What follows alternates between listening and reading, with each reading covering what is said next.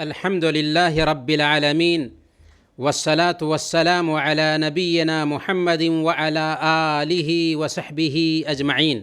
فاعوذ بالله السميع العليم من الشيطان الرجيم. بسم الله الرحمن الرحيم.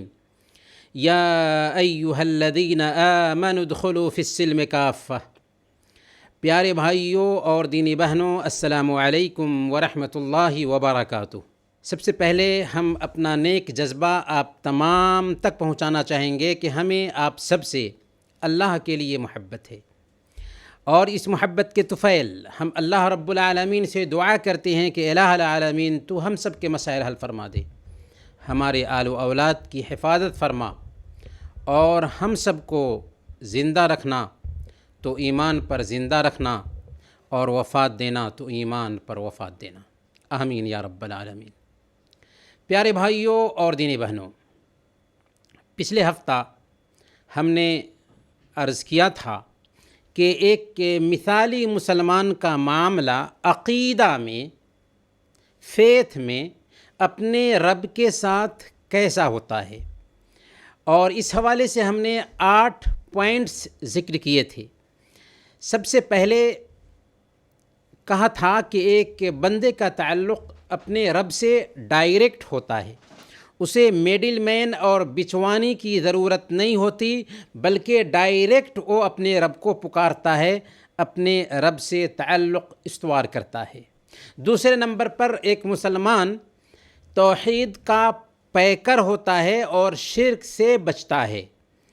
جو مسلمان کلمہ لا الہ الا اللہ کا اقرار کرنے والا ہے، اس کے حوالے سے یہ تصور ہی نہیں کیا جا سکتا کہ وہ انسانوں کو مشکل کشا اور حاجت روا سمجھے، جو خود محتاج ہوئے دوسروں کا، بھلا اس سے مدد کا مانگنا کیا۔ تیسرے نمبر پر ہم نے ذکر کیا تھا کہ ایک مسلمان ہمیشہ اپنے آپ کو اللہ کی نگرانی میں پاتا ہے۔ وہ تو یہ سمجھتا ہے کہ اللہ کو ہم دیکھ رہے ہیں۔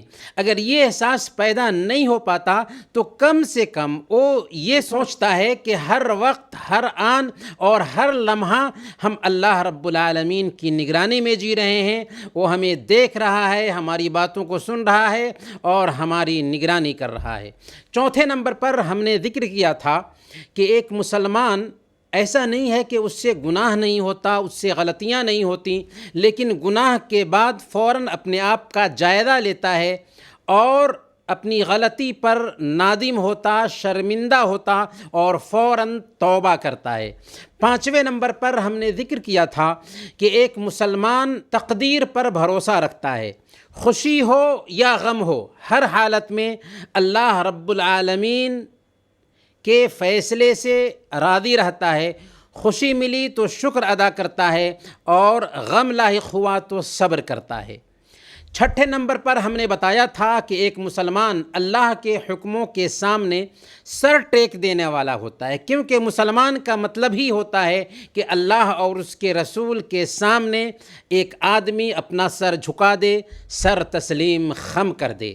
ساتویں نمبر پر ہم نے ذکر کیا تھا کہ ایک مسلمان جو مثالی مسلمان ہوتا ہے، اپنے ماتحتوں اور گھر والوں کے حوالے سے جواب دہی کا احساس رکھتا ہے، ان کی تربیت کرتا ہے، اپنے گھر والوں کی تربیت کرتا ہے، اپنی فیملی کی تربیت کرتا ہے، بیوی کی تربیت کرتا ہے، بچوں کی تربیت کرتا ہے، اور انہیں اللہ کی اطاعت کا حکم دیتا اور نافرمانی سے روکتا ہے، انہیں اچھی باتیں سکھاتا ہے۔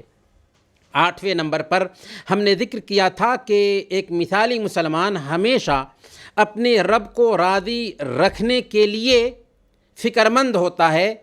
ایک مسلمان ہمیشہ اپنے رب کی رضامندی کو سامنے میں رکھتا ہے۔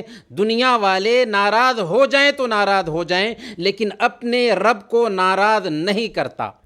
وہ یہ قطعاً نہیں سوچتا کہ لوگ کیا کہیں گے، بلکہ وہ یہ سوچتا ہے کہ ہمارا رب کیا کہے گا۔ یہ رہا عقیدے میں ایک مسلمان کا معاملہ اپنے رب کے ساتھ۔ اب سوال یہ ہے کہ عبادات میں ایک مسلمان کا معاملہ اپنے رب کے ساتھ کیسا ہوتا ہے، تو اس حوالے سے انشاءاللہ آج گفتگو ہوگی۔ پیارے بھائیوں اور دینی بہنوں، ہماری زندگی کا مقصد رب کی بندگی ہے، اور اسی مقصد کو اللہ تعالیٰ نے سورہ الذاریات میں بیان فرمایا، آیت نمبر 56، وما خلقت الجن والانس الا لیعبدون، ہم نے جنوں اور انسانوں کو محض اپنی عبادت کے لیے پیدا کیا ہے۔ عبادتوں میں سب سے اہم عبادت کیا ہے؟ شہادتین کے اقرار کے بعد سب سے اہم فریضہ نماز ہے۔ یہ معراج کا تحفہ ہے۔ ایک مسلمان اس وقت تک مسلمان کہلا ہی نہیں سکتا جب تک کہ وہ نمازوں کی پابندی نہ کرے۔ ایک مسلمان ڈاکو ہو سکتا ہے، ایک مسلمان شرابی ہو سکتا ہے، ایک مسلمان زانی ہو سکتا ہے، لیکن ایک مسلمان بے نمازی نہیں ہو سکتا۔ اسے نوٹ کیجئے، نماز ایک مسلمان کی پہچان ہے، کیونکہ یہ دین کا پلر اور کھمبا ہے۔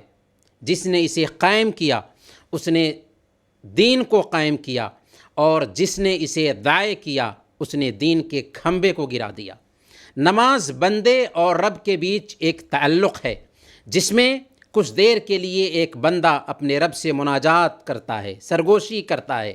5 وقت کی نمازوں کے لیے جب ایک بندہ کچھ وقت نکالتا ہے اور نماز میں جاتا ہے تو حقیقت میں دنیا کے جھمیلوں سے کچھ وقت نکال کر سکون پاتا ہے، ٹینشن سے اپنے آپ کو بچاتا ہے، اور عجیب طریقے سے دنیاوی کاموں سے اس کو بریک حاصل ہوتا ہے، اور یہی بریک دراصل اسے تازہ دم کرتا ہے، اور پھر وہ چستی اور نشاط کے ساتھ اپنے کام میں لگ جاتا ہے۔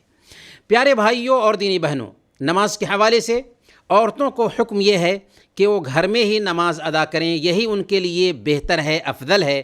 لیکن مردوں کے لیے افضل نہیں بلکہ ضروری ہے، واجب ہے کہ وہ مسجد میں نماز ادا کرنے کے لیے جائیں۔ اللہ تعالیٰ نے فرمایا سورہ البقرہ آیت نمبر 83، وَارْكَعُوا مَعَ الرَّاكِعِينَ، رکوع کرنے والوں کے ساتھ رکوع کرو۔ جماعت سے نماز ادا کرنے کی اس قدر اہمیت ہے کہ صحیح بخاری اور صحیح مسلم کی روایت کے مطابق اللہ کے نبی صلی اللہ علیہ وسلم نے ارشاد فرمایا، صلاۃ الجماعت تفضل علی صلاۃ الفرد ب27 درجہ، جماعت کی نماز اکیلے نماز پر 27 گنا زیادہ اہمیت رکھتی ہے۔ کیا مطلب یہ ہوا کہ اگر کوئی آدمی 27 مرتبہ اپنے گھر پر کوئی فرض نماز ادا کرتا ہے اور ایک مرتبہ اسی نماز کو جماعت سے ادا کرتا ہے تو 27 مرتبہ جو اس نے دہرایا تھا گھر پہ، حالانکہ اتنا کوئی نہیں کر پائے گا، 27 مرتبہ پڑھنے سے افضل تھا کہ ایک مرتبہ جا کر کے وہ مسجد میں جماعت سے وہ نماز پڑھتا۔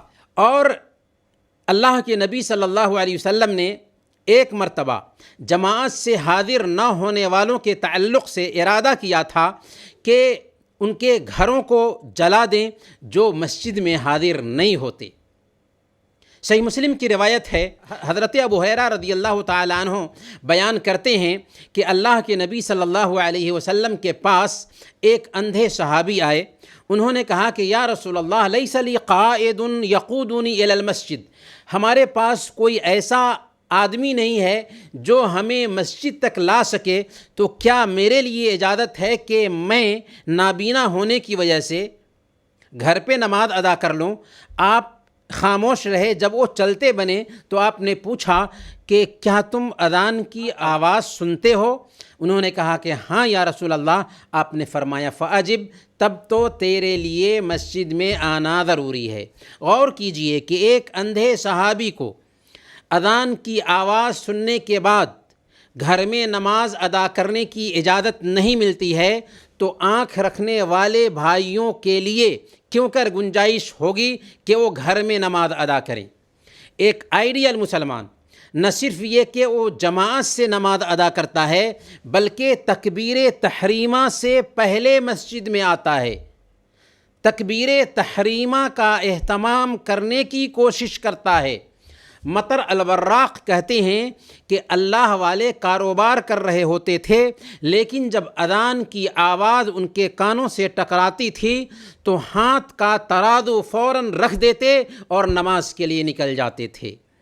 ربیعہ بن یزید رحمۃ اللہ علیہ کہتے ہیں کہ 40 سال سے جب کبھی مؤذن نے ظہر کی اذان دی ہے میں مسجد میں رہا، سوائے اس کے کہ میں بیمار ہوں یا سفر پر رہوں۔ اور امام التابعین سعید بن مسیب رحمۃ اللہ علیہ جو 7 مدینہ کے فقہاء میں سے ایک فقیہ تھے، کہتے ہیں ما فاتتنی تکبیرۃ الاحرام منذ 50 سنہ، 50 سال سے میری تکبیر تحریمہ فوت نہیں ہوئی ہے، تکبیر تحریمہ نہیں چھوٹی ہے، اور میں نے نماز کے اندر 50 سال سے کبھی بھی کسی آدمی کی پیٹھ نہیں دیکھی، کیونکہ وہ پہلی صف میں ہوتے تھے تو پیٹھ کیسے دیکھتے؟ ذرا سوچئے، یہ معمولی بات نہیں ہے کہ ایک آدمی نماز شروع ہونے سے پہلے مسجد میں رہے اور 50 سال سے اس کی تکبیر تحریمہ فوت نہ ہوئی ہو۔ پہلی تکبیر کی اتنی اہمیت کیوں ہے؟ کیونکہ صحیح بخاری اور صحیح مسلم کی روایت کے مطابق اللہ کے نبی صلی اللہ علیہ وسلم نے ارشاد فرمایا کہ اگر لوگوں کو پتہ چل جائے کہ مؤذن کی آواز پر لبیک کہنے اور پہلی صف میں حاضر ہونے کی کیا اہمیت ہے تو اس میں آگے بڑھنے کے لیے لوگ قرعہ ڈالنے لگ جائیں، اور اگر انہیں پتہ چل جائے کہ عشاء اور فجر کی نمازوں کا کیا ثواب ہے تو اس میں ضرور شامل ہوں، چاہے گھٹنوں کے بل گھسیٹ کر کیوں نہ مسجد آنا پڑے۔ وصلی اللہ علی نبینا محمد وعلی آلہ وصحبہ اجمعین۔